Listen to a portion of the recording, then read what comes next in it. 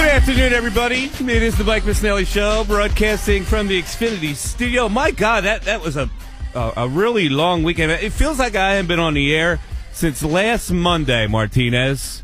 And the fact is, I haven't, right? As far as I know, yeah.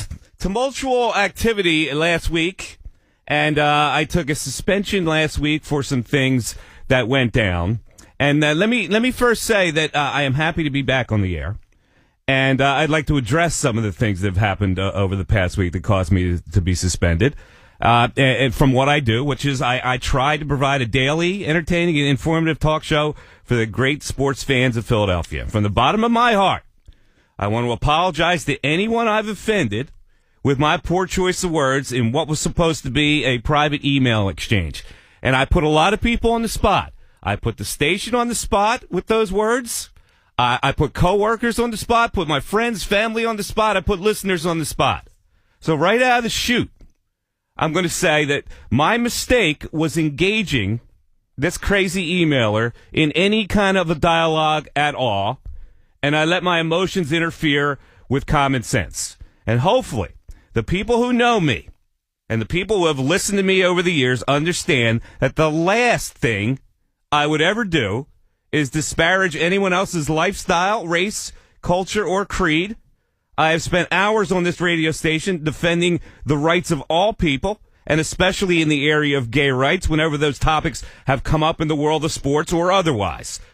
If you listen to the show, you know I was an advocate of Jason Collins' position and gay athletes in the locker room when that was a current event. I'll be an advocate today for the Missouri football player who just announced that he was gay. I have come down hard on the stance of Russian President Putin and the anti-gay opinions that he has and his country as the Winter Olympics are on. In reality, and I think people know this is true, and I've said it before, I often get hate mail for being too tolerant and politically correct. So with that, for whatever it's worth to anybody, and certainly not intending to absolve me of any of the blame, here is the context of the situation that I think people should know. April 1st is coming up. That marks 5 years since I've been the drive time host at 97.5 The Fanatic. And for more than 4 of those years, I have been threatened and harassed by someone who obviously has a visceral hate for me.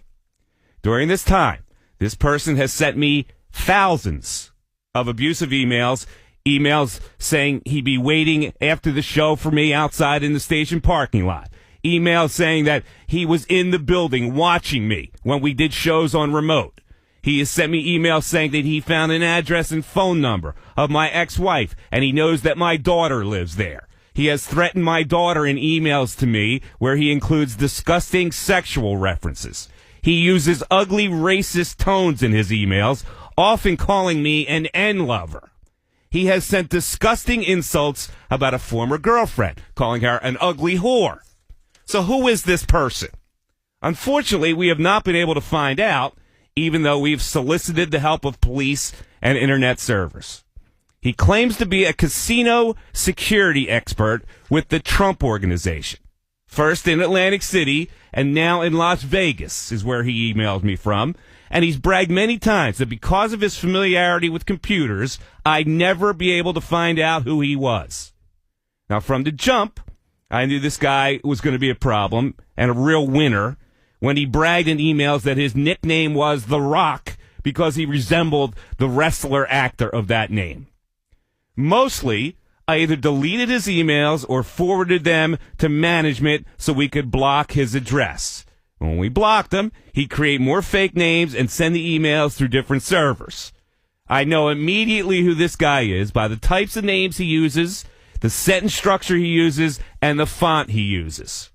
Now, we would all like to think that we're above being affected by the rants of an anonymous jerk.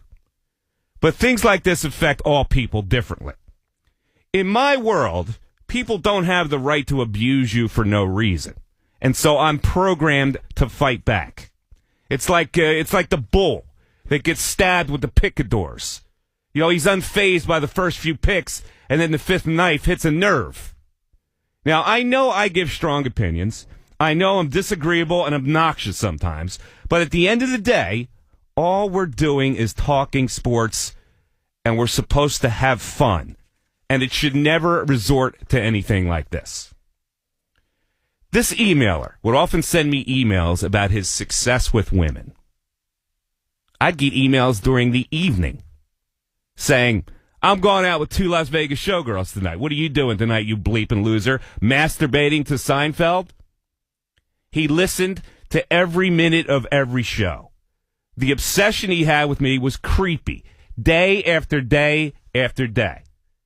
Exasperated and trying to get rid of this guy for so long, I finally asked him whether this creepy obsession could have anything or something to do with him having some sort of a crush on me, and that's why I used the term in the email, latent homosexual.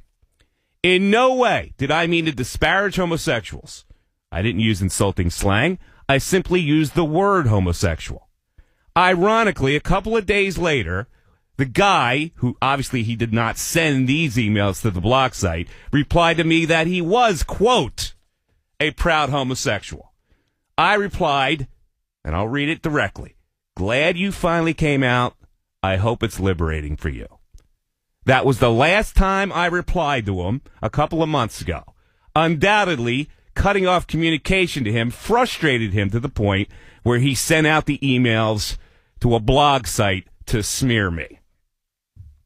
We live now in a social media world where information is readily available at our fingertips, and that's a good thing. But it's also created a world where cowardly losers are allowed to abuse others anonymously behind the safety of a keyboard. We also live in a world where desperate, journalistically juvenile blog sites feel no professional nor moral restrictions in publishing emails from a private exchange when they don't think it's even important, A, to find the identity of the person sending them, or B, nor the need to investigate the other side. And that's the disgraceful part of the media world we live in today. Because those rules are now set, I will no longer engage in dialogue to anyone on Twitter or my own company email account. Now, in the past, I enjoyed the exchanges with listeners. I felt it was my duty to give a reply to anyone who took the time to write me. Obviously, I can't do that anymore. If any conversation can be published nationally. What bothered me most last week when this thing hit was not being suspended. I could take that. What bothered me most was that the people would change their perception of me. The last thing I am is a homophobe. So all I can do from right now is continue to stay true to my principles on tolerance and acceptance for all lifestyles, races, creeds, and cultures. And it's up to you to judge me however you choose. And the second regret I have is that in revealing all this stuff, I have given that desperate, lonely man the publicity he probably wanted. I will talk about this. I will hold nothing back. If you have a question, you're going to be respectful. I will answer it directly.